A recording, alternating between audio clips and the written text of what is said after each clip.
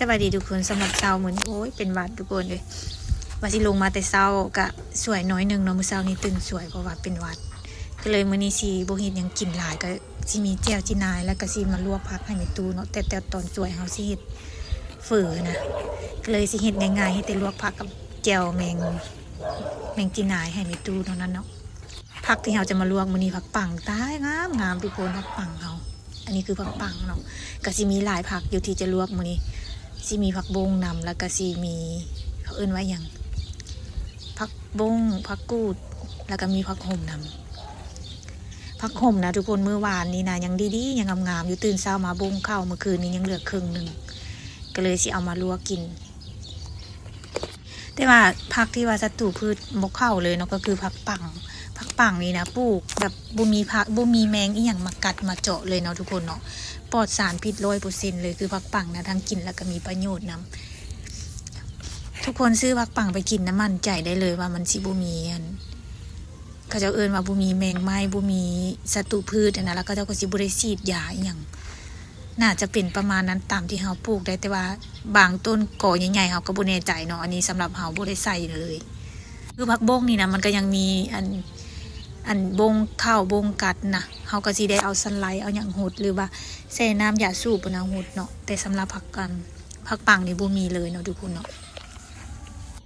อันนี้ก็จะเป็นผักกูดเนาะผักกูดกับปลูกตัวที่ว่าเฮาปลูกไม้นะทุกคน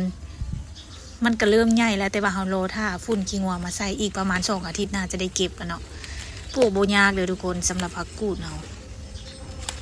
ใครต้องการอยากเอาไปปลูกนี่สบายเลยทุกคนสมมุติว่ามันติดแล้วมันก็สิติดเลยมันก็สิบ่หายไปใส่ไม่แต่มันสิขยายพันธุ์ไปเรื่อยๆเนาะ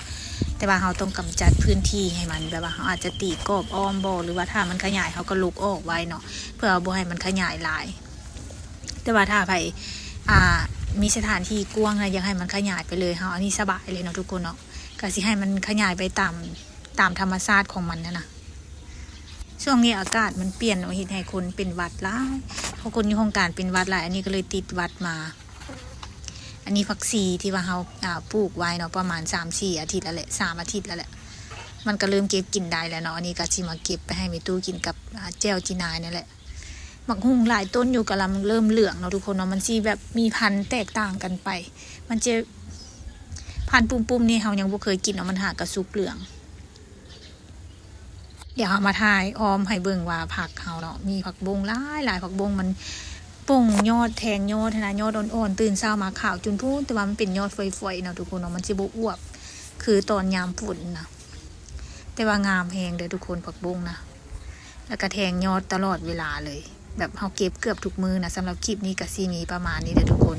เดี๋ยวเฮามาอัปเดตให้เบิ่งใหม่บ๊ายบายพบกันใหม่ในคลิปหน้า